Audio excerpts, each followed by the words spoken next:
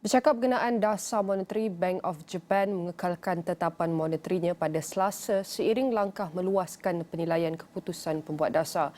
Ini termasuk untuk melihat sama ada kenaikan gaji ketika ini memadai untuk mengekalkan inflasi secara mampan pada sasaran 2%. Gavanor Bank Pusat itu, Kazuo Ueda, berkata prospek mencapai sasaran inflasi tersebut semakin meningkat secara beransur-ansur. Ueda juga menekankan tanda-tanda positif mengenai gaji, mengatakan bahawa beliau merasakan lebih banyak syarikat telah memutuskan untuk menaikkan gaji berbanding setahun lalu.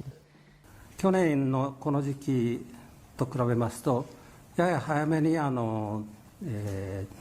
賃上げを決めた企業の数が多いということだったかなと思います。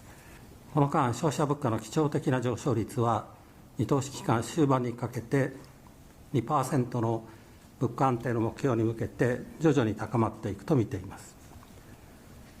先行きの不確実性はなお高いものの、こうした見通しが実現する角度は引き続き少しずつ高まっていると考えています。Ramai pemain pasaran menjangkakan BOJ akan menamatkan kadar negatif pada tahun ini dengan tinjauan Reuters baru-baru ini menunjukkan ia berkemungkinan berlaku pada April. BOJ tidak mengubah sasaran kadar jangka pendeknya pada negatif 0.1% dan untuk hasil bond 10 tahun sekitar 0%. Bank Pusat itu telah mengekalkan kadar faedah negatif sejak 2016.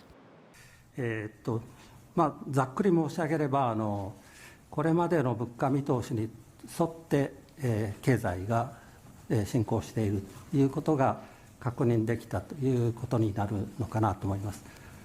マイナス金利の解除っていう政策